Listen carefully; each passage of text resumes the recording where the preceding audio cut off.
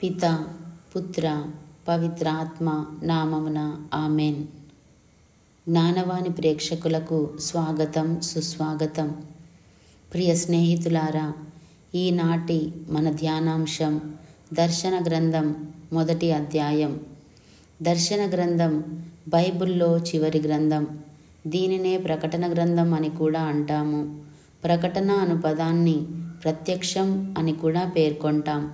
ముఖ్యంగా ఈ దర్శన గ్రంథంలో ఉన్న దర్శనాలు పునీత యోహాను గారు ప్రత్యక్షంగా తాను చూచిన సర్వమును, దేవుని వాక్కును గూర్చియు, యేసుక్రీస్తు బహిరంగము చేసిన సాక్ష్యమును గూర్చియు ప్రకటించి ఉన్నారు. ఈ దర్శనాలన్నీ కూడా అనతి కాలముననే నెరవేరుతాయని, ఈ గ్రంథం పఠించువారు, పాటించువారు ధన్యులు అని పునీత యోహాను గారు తెలియజేస్తున్నారు. ప్రియ స్నేహితులారా, దర్శన గ్రంథం బైబిల్లో చివరలో ఉంటుంది కాబట్టి చాలా వరకు అందరూ చదివి ఉండకపోవచ్చు. ఈ దర్శన గ్రంథమును చదివినప్పటికీ అర్థం చేసుకోవడానికి సమయం పడుతుంది. ఒక చాప్టర్ చదివేటప్పుడు పేరాగ్రాఫ్ల వారీగా చదివింది అర్థం చేసుకోవడానికి సమయాన్నిస్తూ, అర్థం కాకపోతే రెండవసారి, మళ్ళీ అర్థం కాకపోతే మూడవసారి చదవడం తప్పకుండా చేయవలసి ఉంది. ప్రియ స్నేహితులారా, నూతన నిబంధనలో యేసు ప్రభువు 4 సువార్త గ్రంథాలలో తన రెండవ రాకడ గురించి చెప్పిన విషయాలన్నీ కూడా ఈ దర్శన గ్రంథంలో మనకు కనబడతాయి. అనగా యేసుక్రీస్తు ప్రభు ఈ లోకంలో జీవించినప్పుడు తన రాకడ గురించి స్వయంగా ప్రజలకు చెప్పిన విషయాలు, అలాగే దర్శన గ్రంథంలో యోహానుకు కలిగిన దర్శనాలకు సరి అయిన పొంతన మనకు కనబడుతుంది.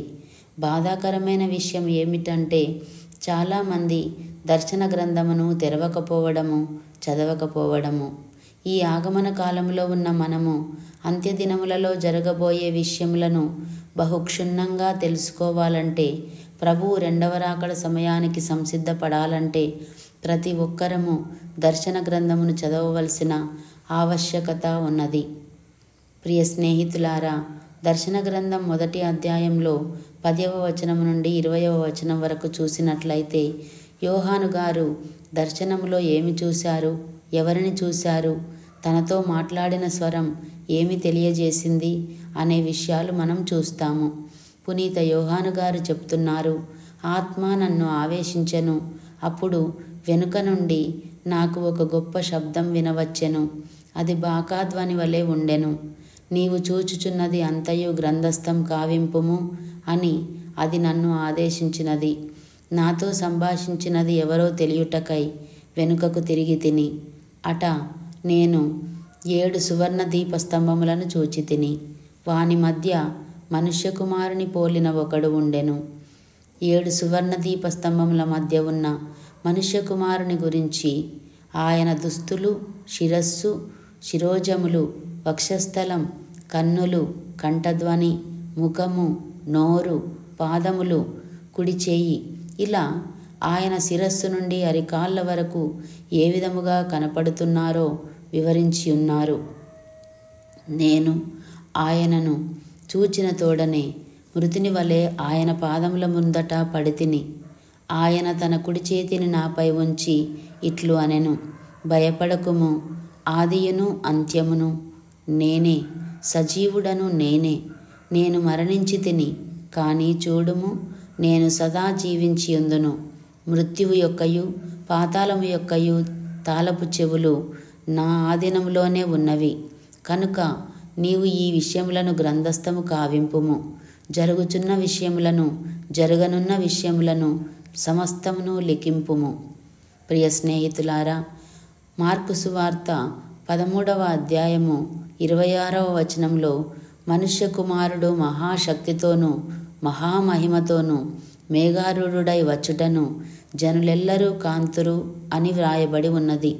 అలాగే యోహాను దర్శన గ్రంథంలో మొదటి అధ్యాయం 7వ వచనంలో, ఇదిగో మేఘమండలము నుండి ఆయన వచ్చుచున్నాడు, ప్రతి నేత్రము ఆయనను చూచును అని వ్రాయబడి ఉన్నది. ప్రియ స్నేహితులారా, బైబిల్ గ్రంథంలో పూర్వ నిబంధనలోనూ నూతన నిబంధనలోనూ పలుచోట్ల దేవుని యొక్క రాకడ గూర్చిన విషయాలు అనుసంధానమై ఉన్నాయి. యేసు ప్రభువు రెండవ రాకడ ఖచ్చితంగా ఉన్నదని, మనము రాకడలో నిలబడవలసి ఉన్నది అని మనకు తెలుసు. కావున ఆయనను ఎదుర్కొనుటకు వెళ్ళినప్పుడు మనకి గుర్తొచ్చే విషయాలు ఏమీ ఉండవు. కానీ ఈ భూలోకంలో దేవుడిచ్చిన అవకాశాలు ఎలా వినియోగించుకున్నామో లేక ఎంత అశ్రద్ధ చేశామో ఒక్కసారి మన జీవితము మన కళ్ళ ముందు కనపడుతుంది. ఇక అవకాశాలు ఉండవు, కానీ తీర్పు మాత్రమే ఉంటుంది.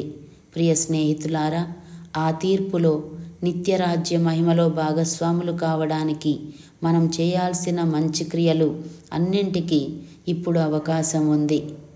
కావున దేవుడిచ్చిన ప్రతి అవకాశాన్ని సద్వినియోగపరుచుకుంటూ ప్రభువు చూపించిన ప్రేమ, శాంతి, సమాధానం, జాలి, దయ, కరుణ, ఉదారత, సాత్వికత, మంచి మనస్సు అను పరలోక విషయాలపై దృష్టి కేంద్రీకరించి దేవుని రాకకై సంసిద్ధులమవుదాం.